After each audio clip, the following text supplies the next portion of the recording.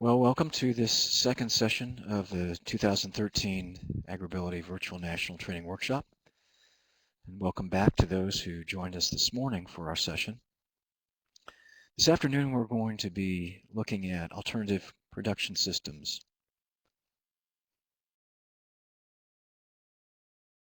Yes, for farmers with disabilities.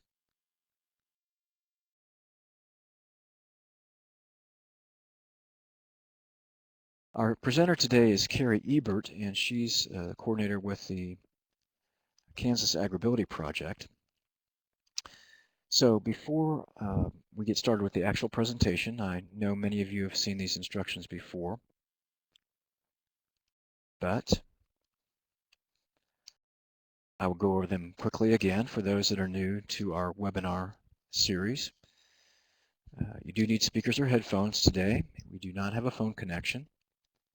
You can check your meeting connection speed through the meeting menu. And if you have questions during the presentation, please feel free to type those in the chat window.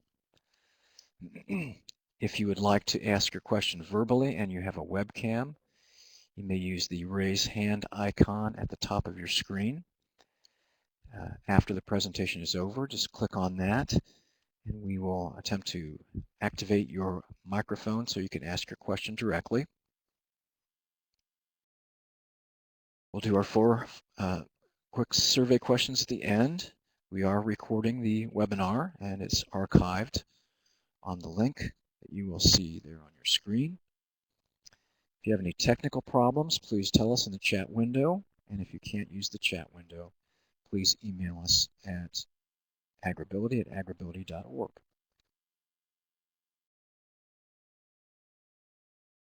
If you experience any echo, please make sure you're not logged in twice. If we happen to get disconnected with our remote presenter, then we will try to reconnect as quickly as possible. And if you were disconnected, just please log in again. If there is someone attending that's not familiar with AgrAbility, we are sponsored by the USDA and we focus on issues of disability in agriculture. We partner land-grant universities with nonprofit organizations in each of our projects, and currently there are 20 of those funded state projects around the country. Our projects partners at the National AgrAbility Project are listed on your screen, and you can find out more information about all the AgrAbility projects, including their contact information, along with a lot of other resources related to disability in agriculture at the www.agrability.org website. At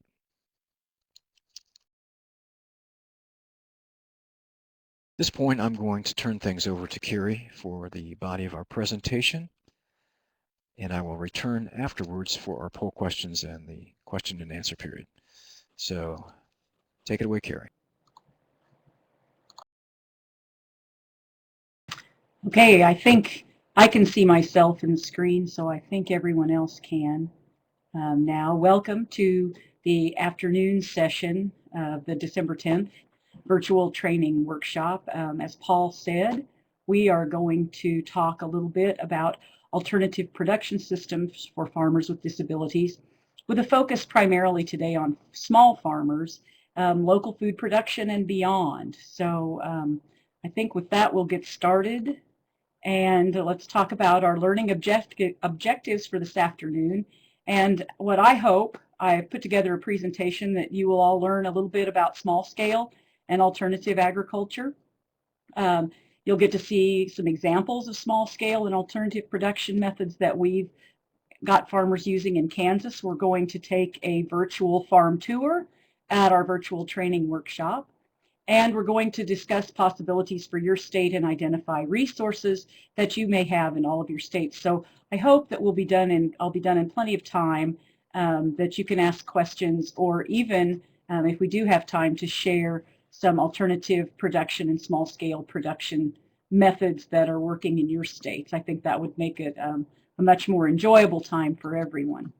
So part of the I feel like I need to create some background. You know, why why talk about small scale alternative production right now? It became very apparent to me a year ago, about this time, well, January, you see, of 2013, when I came across a report from the Economic Research Service at USDA that discussed food security among households with working age adults with disabilities. And you'll see the two bullet points there on your screen, that two of the take-home messages that I took from that particular report were that there's a strong association between disability and food insecurity, and that a third of households with an adult who is not in the workforce because of a disability is food insecure. I realize not all of these households are farmers, but it doesn't take too much to connect the dots and say that some of these people are farmers who have disabilities and they're food insecure. And this, in the year 2013, I don't believe we should have any food insecurity in the United States, and certainly not among people with disabilities. So what can we do about that? And we'll talk about that later. Again, why should we talk about this topic right now? Why is this topic timely? Well, we have an insurgence of, what some people have called the next greatest generation. We have veterans who are returning from Gulf Wars 1 and 2, from Afghanistan, from Iraq, from all kinds of places, all the conflicts that we're involved in across the world. And that amounts to, just for the Gulf Wars 1 and 2, 1.6 million veterans. We can also go to the Veterans Administration and learn that somewhere around 45–50%, I believe, are young men and women who come from rural areas of the United States. So certainly there is the potential to create some awareness and help for them. 10% of post 9/11 veterans are officially classified as having a disability, and only about 45% of veterans seek help from the VA. So we've got a high percentage who aren't seeking benefits from the VA. And so also we've got an unemployment rate of Gulf War 1 and 2 veterans that hovers around 9%, and perhaps closer, some estimates closer to 20%. So look at the little numbers in the green down there. The total population of veterans, and that's from all of our wars, is something greater than 21 million people. And another 1.5 million of those are women. And another reason for looking at this particular topic at this time is there is a tremendous amount of enthusiasm for farming among young adults and college age and older. And people want to farm. They see value in farming, in food production. And at this point in time in the United States, we have the very good fortune of having a Secretary of Agriculture who is very dedicated to making sure that farming is in the forefront, and that and is very supportive of new farmers and beginning farmers, and very aware of the fact that poor nutrition is a big issue in the United States. And those of us in agriculture have the key to helping fight poor nutrition. So the bottom line to all that kind of rambling is that we need more farmers. And this is caused partly by the local food movement. That is consumer driven. Consumers want to know their farmers. We've got a lot of help from the Department of Agriculture with some of their programs, the Know Your Farmer, Know Your Food program primarily, encouraging people to get to know the people who are producing their foods. We need more farmers because we need to open so many more market opportunities. This local food movement has opened so many more market opportunities, and that has increased the demand for new farmers, young, old, in between, it doesn't matter. When we also think about our target population with AgrAbility, self-employment is a very good option for people with disabilities, and that includes our veterans. And I've also talked with quite a number of veterans who find that, they may not be farming, but any type of a job that puts them outside working in nature is very therapeutic. So again, it could be not only therapeutic, but also kind of a way to be employed for those men and women who are returning veterans. And the bottom line, at least in our state, in Kansas, is that we don't have enough fresh produce to meet consumer demand in our largest farmers markets. And in Kansas, you all know, some of you have been here when we hosted the National Training Workshop a few years ago. We are a very rural state. We don't have huge population bases like many states in the United States, but the two biggest fresh produce, the largest farmers markets in our state, are in Wichita and in Kansas City. And there are certain foods that they just can't get enough of at those markets. So another reason that this topic became an interest of mine is that I read another report from the World Watch Institute, and that was their State of the World report from 2011, and they indicated that there was a huge movement worldwide from industrial farming to local food projects, and they felt like that was a very healthy choice for producers and for consumers. They also indicated in their world report that food waste is yet another reason to have more local food growers, to have the food grown closer to the consumer, because conservatively, the estimate is that we waste a fourth. Actually, I think that's 40%. I found an error in my slide. The 40% of all food produced in the United States is produced but never eaten. So it's prepared at home or in a restaurant and not eaten. It's damaged in transportation. It spoils either on the grocery store shelves or in our homes, or it's unsold in stores. It makes it to the retail outlet and never gets sold.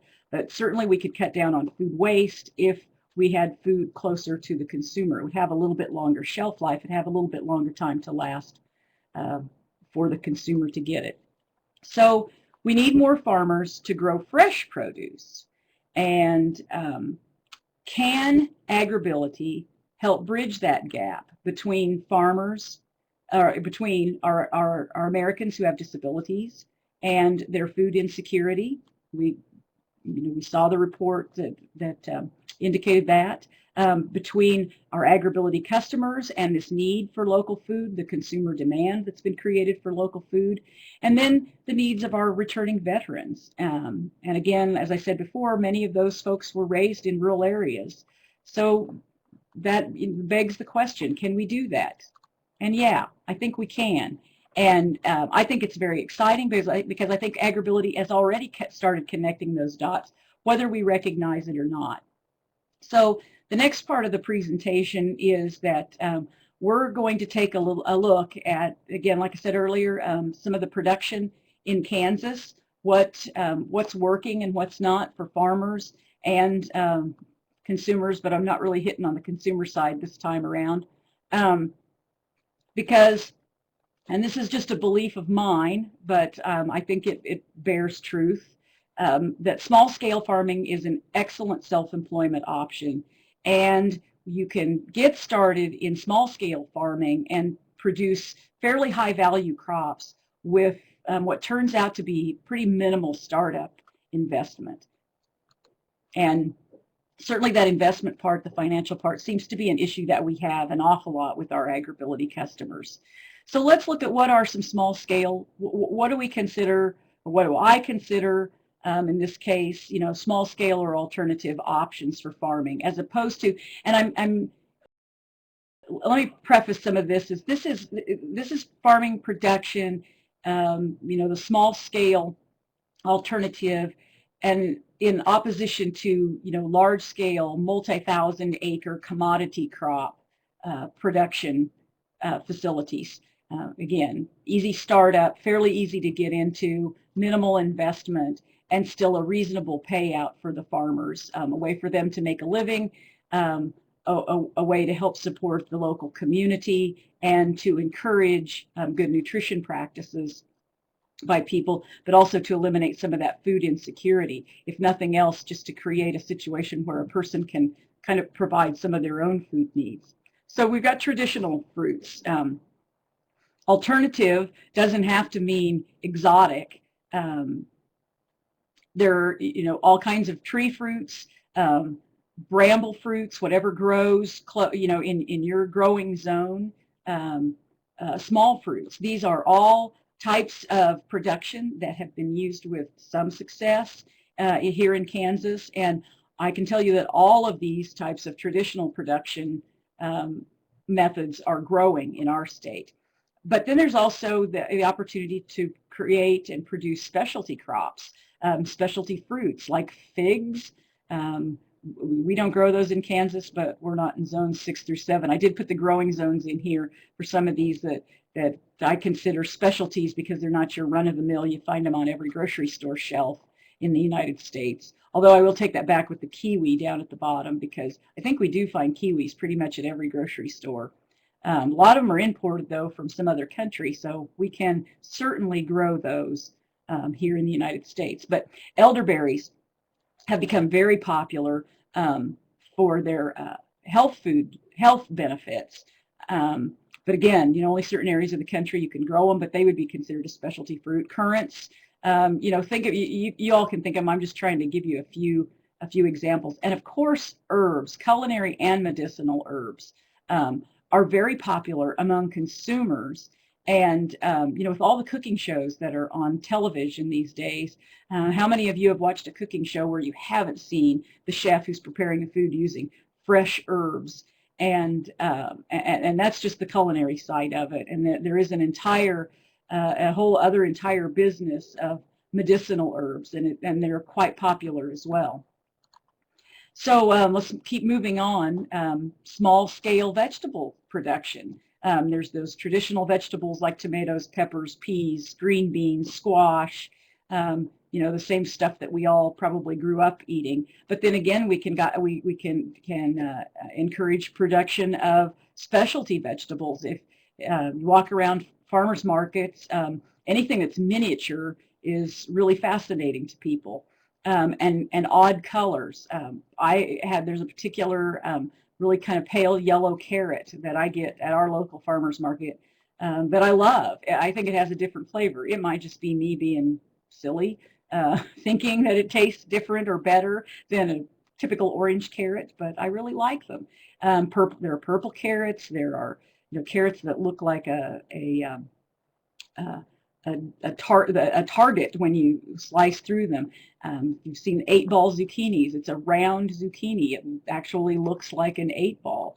There are yellow beets. There are striped beets. And of course, there are any number of ethnic vegetables, and the consumer demand and popularity in your area would depend on what the ethnic population was, what the demand would be for those. But, all kinds of cabbages, Chinese cabbages and Chinese greens, quite popular.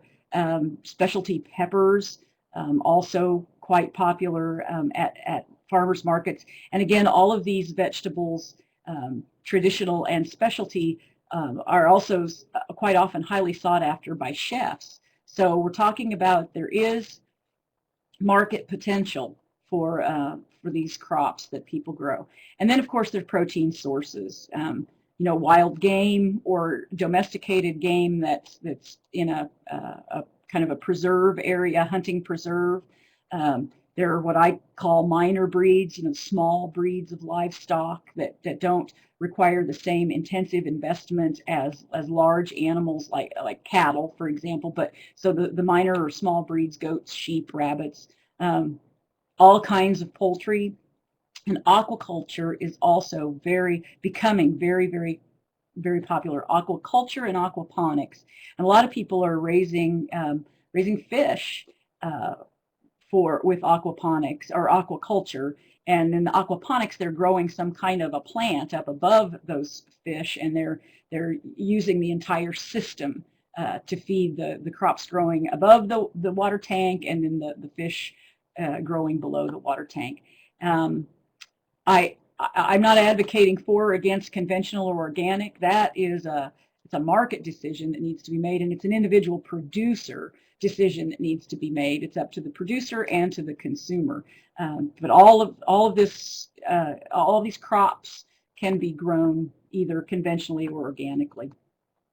So now we get to go on the virtual farm tour. Probably why you all came, although you may not have known that we were going to go on a virtual tour. So let's look and see, yay, the pictures came through. So here's some examples. We're going to start with an example of a niche market.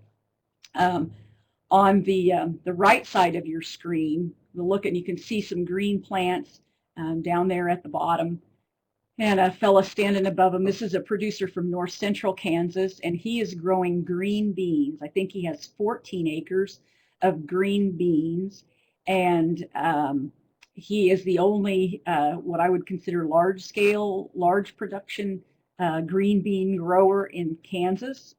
He assured me that if someone else in Kansas planted, the market was pretty thin. If someone else in Kansas planted 14 acres of green beans, he would probably lose his market. The picture in the middle is kind of the conveyor belt that the beans ride on, and the kiddos, the picture on the far left, this gentleman employs high school students.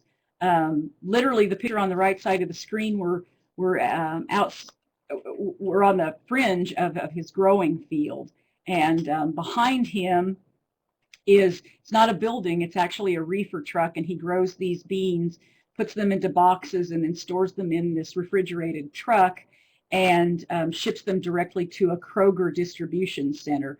And from there, I think most of them do stay in Kansas, so it is local food when I go to the grocery store and buy these green beans that are from our Kansas producer. But it's also for the benefit of our farmers with disability. The whole process is pretty much automated. He plants using mechanical planting. He bought a mechanical harvester. Obviously, you can see from the picture in the center and the picture on the left that the sorting is done mechanically, but also with some visual. The two young girls that are kind of looking over the top of that conveyor on the left picture are sorting out, the bad beans, and you can't really see it in that picture, but there's a whole pile of green beans under their feet that they've picked out of the system, because we want the most perfect beans to go in the boxes to go to the store. So highly automated. There's a little bit of investment in equipment, but again, for a farmer who has a disability, this would be potentially an option because of the amount of automation and the minimizing of physical manual labor. Here's another example of a niche market. These are the picture on the right. It's kind of a close-up of a chestnut. And this is in the northeastern part of our state. This fella has a chestnut orchard. Didn't look up the official term for a grove, a chestnut grove, an orchard, I don't know what it is, but he's got a lot of trees you can see on the left. The neat thing about the way he runs his business is that chestnuts are kind of a bugger to harvest, because that little fuzzy green sheath that's around the nut in the picture on our right is actually kind of prickly. And so the way his farm works, when it's time to harvest chestnuts, he lets local people sign up to come out and harvest his chestnuts. And he'll pay them a little something for it, but most of them end up returning their paycheck to him to buy the chestnuts that they picked for him. And actually, I looked on his website a couple of weeks ago, because the chestnut harvest in Kansas is over for this year, and he's already got a waiting list for next year's harvest, and we haven't even begun. We're just entering the dormant season now. So again, a really interesting opportunity. It takes a while to establish the trees, but once the trees are established, we can think of some interesting and creative management practices that can help accommodate a farmer with a limitation. More niche markets. The picture on the left this time is a picture of heritage breed turkeys. The gentleman who produces these turkeys sells them for $75 or $80 a head, and he sells all that he produces every year, or he has for the last 5 years. So there you go. For a fairly minimal investment in the chicks, he raises them. Um, Not exactly free range, but they are pastured chickens. He has some predator issues, so he built those little hoop structures, and there's a red arrow pointing to something on the ground, and that little hoop structure is on a sled that's made out of PVC pipe, and it's pulled with a cable, so he can move those turkeys in his pasture. He can move them multiple times a day, or every day, and he can open the door and let them out, and they do get to roam. The area is fenced, and then he can move their a little shed and pen them up at night so that they'll be nice and safe away from the foxes and the coyotes. And uh, on the right, we've got kind of an improvised brooder house. Again, financing seems to be an issue quite often, and you can see that both of these, the structures in each of these pictures are fairly inexpensive. This fella for the brooder house used a couple of old toppers and set them on hay bales, and hangs the light in there to keep to keep those chicks warm. And he can also seal it up pretty tight at night to keep the predators away. So those are just leftover pickup toppers that they were either his or he picked them up for a song. I really don't know. And again, the blue structure on the left, that's a tarp, and I think that the frame is pretty simple, made out of PVC and some wire netting. Another example that's a way to get into the local food market, especially for folks who have some mobility limitations. This is a farmer who raises primarily tomatoes and peppers. So in Kansas, that is primarily a summer crop that kind of goes away, in about September, October. And because he has some mobility issues, he's not able to bend down and, and work on the ground. He has elevated his growing space into these. I'm not advertising for the company, but those are Crystal-Lix tubs. Those are mineral tubs, the black tubs and the kind of reddish orange tubs that you see in the picture on the right. Those are used tubs that cattle mineral came in. The cattle licked all the mineral out of them, and they are piled up at many co-ops across the country and farm supply stores. This fellow was lucky enough to be able to get them for free from his local co-op, and it did just the trick. You can see he has a nice wide path. He can drive a golf cart or a utility vehicle down there through the middle of them, and has minimal stress on him getting to and from his growing area. You'll also see that he uses quite a number of 5-gallon buckets. Even with all those lick tubs, he also uses quite a few 5-gallon buckets, and he has a small hoop house structure. That's the picture on the left, so that he can extend his growing season into the fall and winter. This particular producer typically grows to about the 1st of December without supplementing heat in the high tunnel. The high tunnel structure that you see on the left is supposed to be unheated, but it can be supplemented in some climates, and this fellow's far enough south in Kansas that he can supplement with a little heat from a propane bottle and a small heater, that he can extend that growing season, past Christmas. But usually our weather is too unforgiving after December to keep going. And down the road from this, the farmer with the tubs, the raised garden beds, um, we found an implement dealer, a large John Deere dealership that had an acreage. You'll see that on the picture on the right. The man talking on the left is actually the manager of this dealership. And this is part of the lot that wasn't being used for storing implements or parking. And some of his employees started to use it as a garden plot. And um, after a few years of doing that, they turned that entire plot over to a local independent living center. And so the folks from the independent living center, those clients come out and they plant the seeds, they plant the garden, they plant the seeds, they tend it, and they get the harvest off of it. And so that's a kind of a neat community partnership, helping provide some necessary vocational work for folks with disabilities. This is another set of pictures from inner city Kansas City, where we have a producer who's growing vegetables on vacant lots.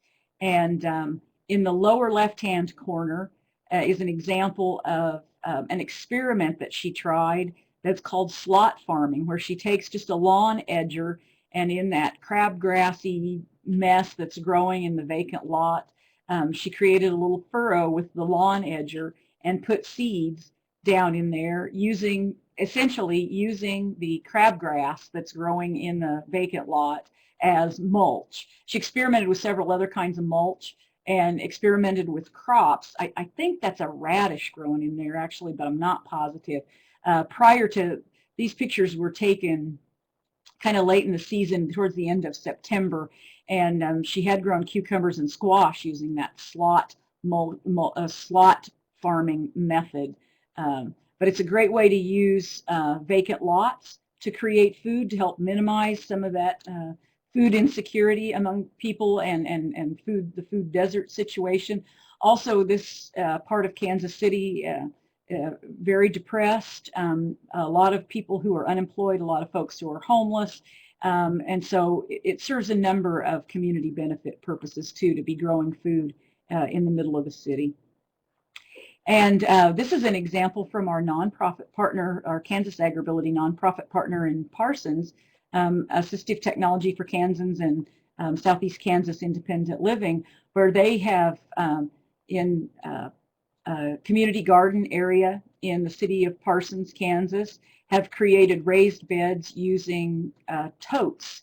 These are totes. Some of these big white tote things are food grade, and some are not. Some of the food grade ones you'll find at restaurants and food service facilities, and the ones that aren't food grade you will find a lot of times along the side of the road at road construction sites. I'm not exactly sure what all they put in them, but as long as you know what was put in them and you get them cleaned out good, and whatever it was that was in them is cleaned out well and is not toxic, they make an excellent uh, raised bed.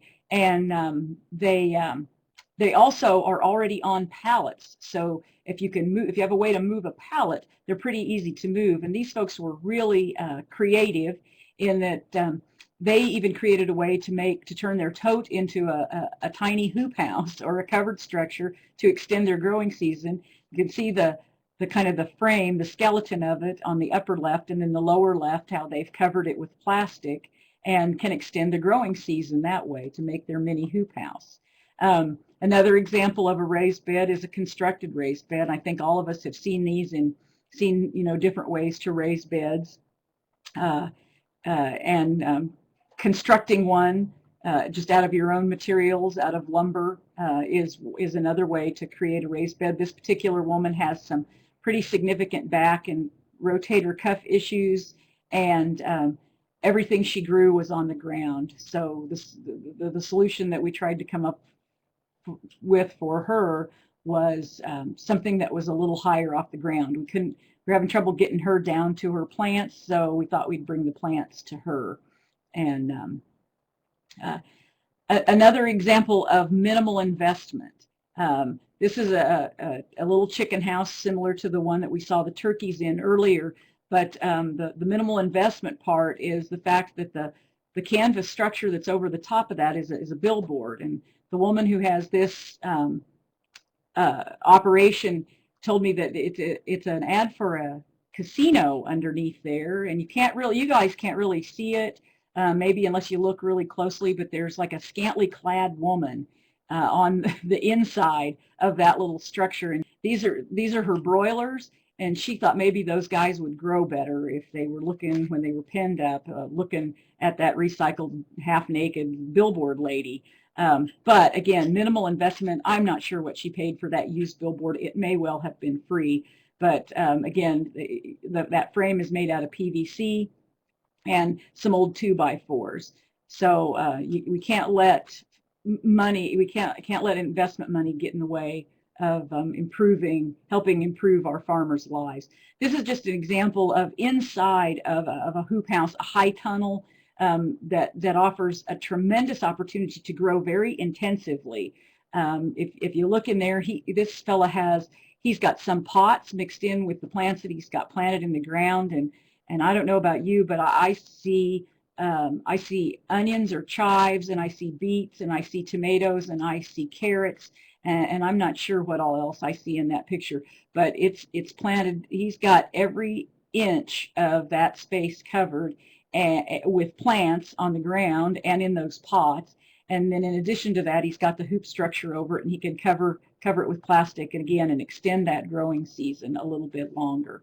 And so I thought I maybe make a little disclaimer. I talk about these hoop houses, high tunnels, as kind of interchangeable terms, but the bottom line is, I'm not going to go into all the detail because it's a lot of teeny tiny writing on the screen right now, but high tunnels are an unheated structure similar to a greenhouse, but a greenhouse would imply that it's heated. But typically these high tunnels or hoop houses are used to extend a growing season in areas that don't have the easiest climates to grow in. And certainly during the winter months, Kansas is one of those places. And so these are all examples of different types of hoop houses or high tunnels. And then we have an example of another hoop house. This was building a hoop house. It was a hoop house that our AgrAbility project was fortunate enough to be able to help with at Fort Riley in Manhattan, Kansas. This particular hoop house will be helping active duty soldiers with their recovery from mild traumatic brain injury. And so there's some of the therapeutic benefits. Like I say, hopefully it will benefit them and teach them, some vocational skills that those fellows will be able to use when they leave the Army. But if not, it certainly provides a very therapeutic atmosphere for them while they are on base and recovering from the injuries that they suffered in combat. So let's move on now quickly to the resources. Certainly one of the first resources that I think that we should all be very aware of is the tremendous body of information that is available from our United States Department of Agriculture. There's, the Alternative Farming Systems Information Center. The National Ag Library is part of USDA. USDA has a wonderful resource in their Start to Farm program, resources for every state, all types of farming. Certainly the Farm Service Agency is another source of funding, loans, grants for farmers, resources for veterans. The USDA has resources for veterans. Of course, our very good friends at the Farmer Veteran Coalition are an excellent resource for veterans. And if you all haven't seen, I think Michael handed out that resource guide maybe at the training workshop in Minnesota, but AgrAbility is there on page 31. Yay for us. The Nebraska College of Technical Agriculture in Curtis, Nebraska has a wonderful program for veterans called Combat Boots to Cowboy Boots. And if you've got farmers who are interested in cow-calf operations, that would be, or they've already got an acreage, that would be an excellent program to have them check out. Kind of small farm and sustainable farm resources. ATRA, the National Sustainable Ag Information Center, is an excellent resource. SARE, Sustainable Agriculture Research and Education, again, excellent resource for lots and lots of information about any kind of an alternative crop or a specialty crop that you want to grow. And e-extension, another excellent resource, and getting stronger every day. I am really amazed with e-extension and all the information that I'm able to find there. And then, of course, your local resources, um, your local USDA offices, your local extension programs, um, and your state Department of Agriculture. Every state has a SARE coordinator. In Kansas, I'm the SARE coordinator. So if you need help, you can't find yours, call me. I'll try to find them. Um, every state's got a commission or a Department of Veterans Affairs. Every state has small business development centers, and we all have state farm organizations, and all of us with the same goal to help farmers succeed. And with that, I'm done. I think I have time for I left time for some questions. Oh, 8 minutes left. Yay. So we have time for some questions. Oh, but I'm going to turn it over to Paul for now for a minute, and then we'll take questions because I think we have to do polling. Sorry about that.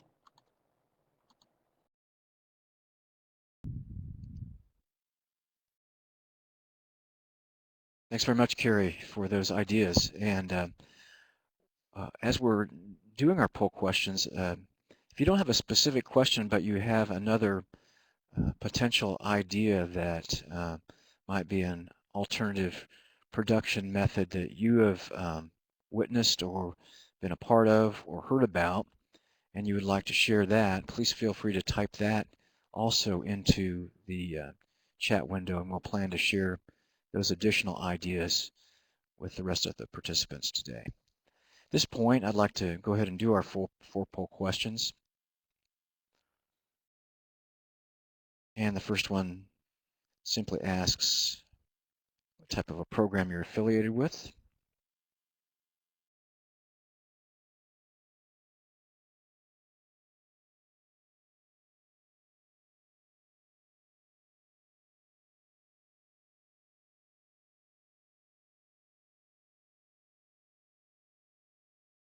Okay, looks like most people are affiliated with AgrAbility, as we would expect. Next question asks about the information that was shared today, whether you found it to be valuable and if it met your expectations.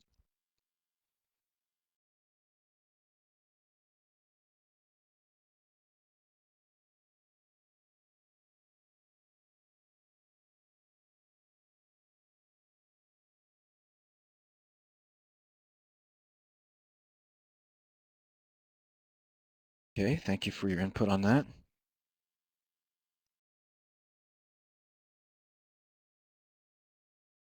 The next question asks about the technology used today. Found it effective and usable. And if you did have any specific problems, we'd appreciate you providing that information in the chat window so that we can try to troubleshoot those issues. Looks like most people did not have any serious issues today, so we're thankful for that. And finally, based on today's session, would you attend another session in this series?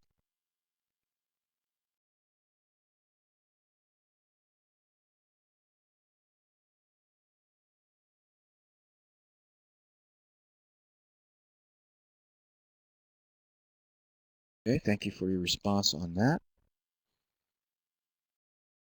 And speaking of additional sessions in this series, we have a couple interesting ones tomorrow. And starting out at 11 o'clock tomorrow Eastern Time, we've got Roberta Ripertella from Kansas State University. Seems like we've got a run on Kansas State people right now, but that's okay. She's going to be talking about the Affordable Care Act. So if you have questions about that simply as a consumer of insurance, health insurance, or also if you are concerned as an employer about your obligations She will be addressing both of those main topic areas tomorrow morning. And then tomorrow afternoon at 3 o'clock Eastern Time, we've got Michael O'Gorman, who is the Executive Director of the Farmer Veteran Coalition that was mentioned earlier in Carrie's presentation today. Many of you are familiar with that group, and he will be giving an overview and talking about some tips for how to work effectively with veterans. So it looks like we've got a few questions that have popped up and other ideas that we will share with you, so I'll turn things back over to.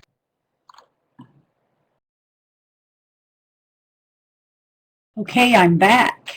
And the first question, does the green bean grower harvest the entire plant or are individual beans picked? Good question.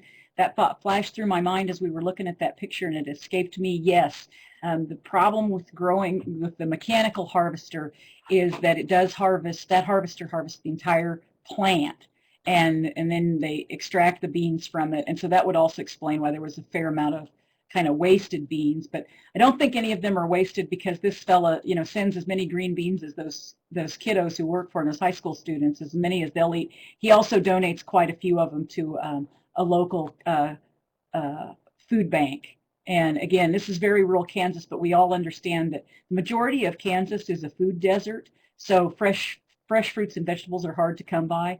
And so, yeah, that is a problem with the mechanical harvester. And you're right, you saw correctly, it harvests the entire plant. Sources of statistics on vets in farming in Kansas and other states. I look at kind of extrapolate stuff from the department or from the Department of Defense, from the VA, from the Departments of Agriculture, and use their statistics about how many farmers or how many soldiers are from rural areas, how many soldiers are from Kansas, and then we try to kind of back into those numbers. But I would use the federal government sources as probably the most reliable. Are any of the projects, I assume this means any of the projects that I showed on the webinar today VR funded? No.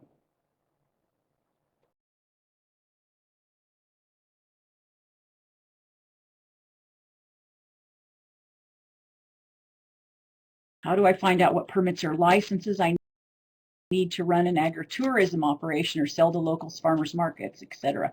Excellent question. In Kansas, those questions would be answered by our Department of Agriculture. I'm not sure how it works in every other state, but I guess I would start there. If either contact the Department of Agriculture directly or your local extension office, because regardless of how it works in your state, your closest extension office will know how to obtain those licenses or where to find out how to get permits and licenses, because these all of this, there are public safety issues and public health issues with agritourism and selling our fresh fruits and vegetables directly to consumers. And so we do want to make sure that you have all the necessary permits and licenses. Can you change your growing zone with an unheated greenhouse? Yes, you can. That giant hoop structure extends the growing season a little bit. It might not get you a full zone, you know, warmer.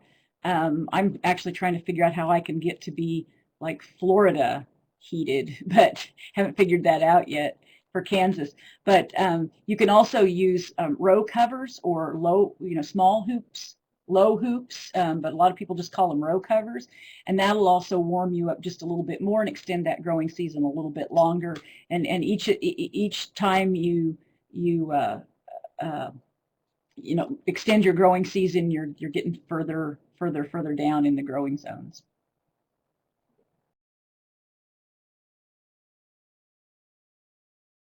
Business planning tools for starting a CSA. Very good question. The tool that I would recommend using is actually a business planning tool, regardless of the type of business, and I think that would hold true, you know, for the CSA. And that is a SARE publication called Building a Sustainable Business. And that the website that was earlier, you'll have to go back and look at the archives, but sare.org. You can find quite a number of books. Again, your extension office is an excellent resource for business planning tools. The small business development centers in your state or area, also excellent tools for business planning. If you've got extension farm management programs in your state, those fellows might help you. But if you're looking for a really close way to look for business planning, I'd go to the extension office or access the SARE book, Building a Sustainable Business. And the SARE book you can purchase, but it's also available as a PDF for free online. Another source might be ATTRA, A-T-T-R-A. That was also on one of the resource slides.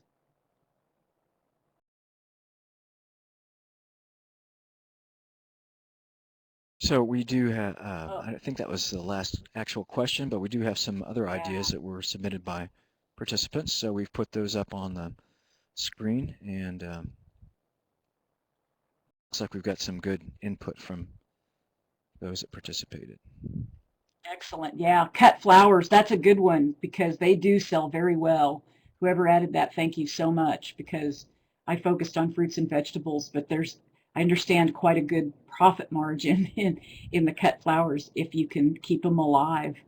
But yeah, and if you cover any kind of a container, but even in a hoop house in Michigan, you could be one of the first people to market. In fact, that's one of the very first AgrAbility customers, one of the first national training workshops I went to.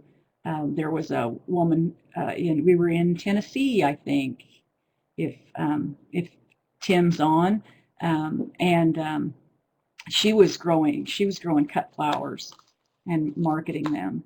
Rutgers has an excellent website on agritourism with training modules. Excellent. They telling you your extension service is an excellent resource for all this, because you can see from all this there is a lot of momentum.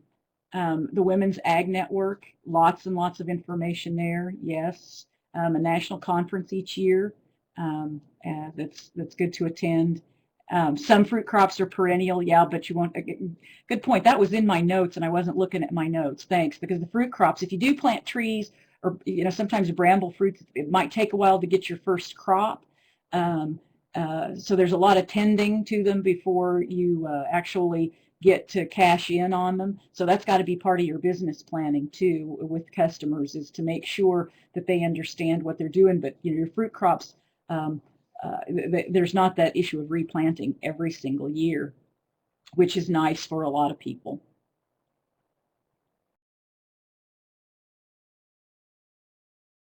Okay, Carrie, thanks again for your excellent presentation. You're and very information. welcome. Thank you all for attending today. I'm going to sign off now. Okay, thank you all for participating. And again, we hope you will join us tomorrow for our 2 webinars. And then again, we have 2 additional ones on Thursday, one dealing with liability issues and the other dealing with methods for selecting the appropriate type of farm enterprise for someone that has a physical limitation. So we hope you have a good afternoon and hope to see you tomorrow.